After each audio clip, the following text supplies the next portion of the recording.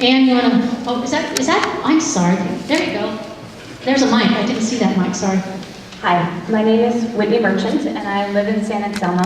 Hi, Whitney. I have a different perspective than a lot of people in this audience. I was actually a housing advocate for many years, and I want to, first of all, I'm probably about the only person in this room that actually read the detailed plans for WinCup and was involved in that before it was approved. So I want to explain some things about that project because there's a lot of misunderstandings and things about it. So we opposed that project. We went to the council and said that this project is going to be a disaster, and they just didn't listen to us. I want to be clear that several people on the Corte Madera Council have claimed that they were forced by the state to approve WinCup, and that is absolutely not true. The state does not care about more luxury apartment buildings getting built in California. They're really more looking for below market rate, which WinCup is not. What happened is the owner of the WinCup site and the developer approached the council and said, look, I'm going to sell my land to this developer. They already have a plan, and you have to approve it as is. Otherwise, I'm going to drop it, and I'm going to sell it to someone else who's going to do something totally different with it. So their hand was really forced by the owner of WinCup and the developer. It has nothing to do with the state. Secondly, there is a belief that the monstrosity of WinCup is due to its density, and that is also not true.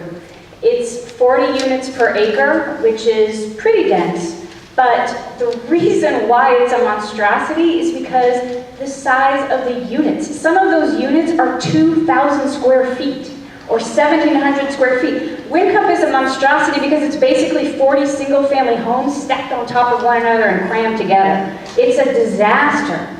Okay, just think about it. 40 units that are only 500 square feet are literally going to be 75% smaller building, right? It's only going to be a quarter of the size of WinCup. So that's the problem, the desire of Corte Madera was to maintain Corte Madera as this really ritzy community. So they wanted luxury apartments. And so what they got was a huge building. And it serves no one. If you really think about it, Corte Madera has 2 huge malls. They have hundreds of people driving into their low-wage retail jobs, and how many of them are going to live in WinCup? Exactly 0. Kentfield, I want to say, think about the opportunity that we have for there is a real need in Kentfield for housing for all of the College of Marin students. And it could be done very well here because, apartments for college students are going to be small. So, but think about it. I mean, by definition, it's going to be a dense building. So I want to point out some other more dense buildings that we have. Okay.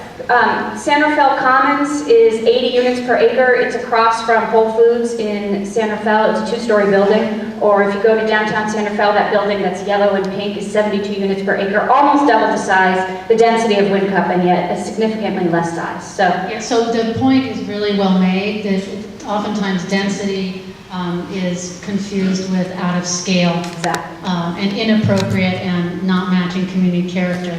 I do want to mention one housing project that was built or has been built in the last 7 years here in the Kentfield, Greenbrae area. It's a housing project called the Tucson Senior Housing, and it's as you head west on Sir Francis Drake, past the fire station, you take a right on Tucson. It's a little road, and there's a 12 or 13 unit green building across from Ross Apartments. It is built at a density of 30 units per acre. It's 13 units, really small and in keeping with the neighborhood, and it is housing. It's the only housing that's been built here in the Ross Valley probably in the last decade for low income and vulnerable populations.